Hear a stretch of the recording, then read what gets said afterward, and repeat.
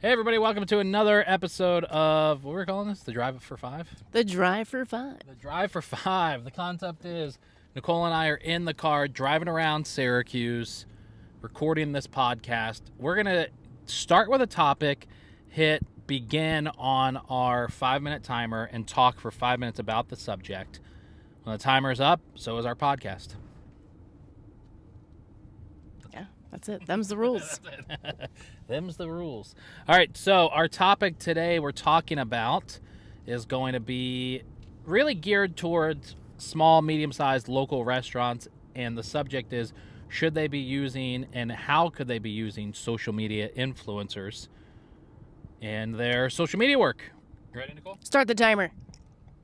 All right, so Nicole, should local restaurants be using social media influencers to help in their marketing? I think before we answer that, we sort of have to define what is a social media influencer. Well, we're social media influencers. So if you look at like Eat Local New York and Coast to Coast Eats, those are social media influencers. So people who primarily will go out and try things, foods, products, and then talk about it on their page because they've got like a decent following, right? People are paying attention to them. Right. Okay. I think yes. I think it's a smart way to advertise. No, I think it's approachable. It's like, how much are you getting from a billboard? Personally, when I drive by, I'm not paying attention to it. I'm not paying attention to billboards. I don't listen to the radio anymore. So I think it's a modern and relevant way to advertise. Yeah, I think it's, like you said, billboards are still, depending on the market you're in, they're still obviously extremely popular, but that's obviously really overtly salesy, you know? And when you work with influencers, by the way, this is an unbiased review of our opinion on working with social media influencers. But you're pulling on their influence over their audience is what you're really going after. So you really want to work with influencers who you engage with and connect with, ones who you feel have an authentic voice and aren't just constantly going on there and selling their followers products or businesses or anything like that. Yeah, that's a very good point. I think the influencer needs to be your vibe. It needs to be your brand. The influencer needs to kind of emulate the same energy that your brand does. They're really like loud, in your face, crazy, wacky influencer. Maybe like don't have them at your fine dining establishment, and then vice versa. And I think it's also, we're going to pull on this, we're going to talk about this just because we just drove by a terrible billboard. We just drove by a billboard for a restaurant in town, and on one side we're gonna out the restaurant, unfortunately, because I have to in talking about their creative. Go ahead and go for it. Probably gonna get mad at me, but it is what it is. On the left side of the billboard was a picture of a cut piece of steak.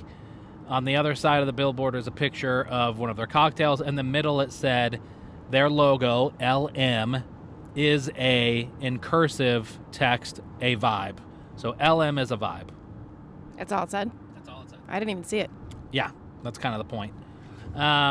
So it ties in here. If you're working with influencers, first of all, if you're not an expert content creator, or if you don't have a really specific goal of what you want them to do, then yes, you should obviously have like final approval of what the content is that they're making, but trust the creative experts. Okay. If you're not a creative person, it's kind of like what we were talking about in a previous episode. If I don't know how to decorate a restaurant, I'm just going to look like a restaurant that appeals to me. The same thing when you're doing content. If you're not creative, you don't know what you're doing, leave it up to the experts. I agree wholeheartedly. And for the record, I'm not mad at you for outing that billboard. I don't care. Yeah, I think using influencers, like you said earlier, is a good way to reach their audience. So you're expanding your reach with maybe a different demographic, and I think that goes back to who you're choosing to work with too, like influencer-wise. So like, what kind of people are following this influencer? What's the vibe? What's the brand for them? Does it match our brand? I've done work with McDonald's, so obviously something I'm putting out there, they like the fun, they like the silly, they like the comical and the colorful, bright, things that we're putting out there. It's not very serious. So they're like, cool, you want to do a little campaign with us? And I said, absolutely, let's do it.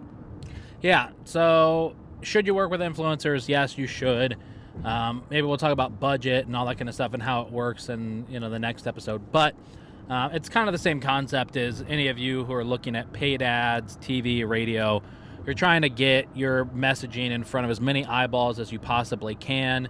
And, the hope is that the more people you get in front of, the more you can convert to come in and check out your restaurant. And, once they're in your restaurant for the first time, maybe you get them there the second time, the third time, and then hopefully you've got a customer for, let's say, life. So, in the next episode, maybe we'll talk more about the details of cost and followers and deliverables and all that kind of stuff.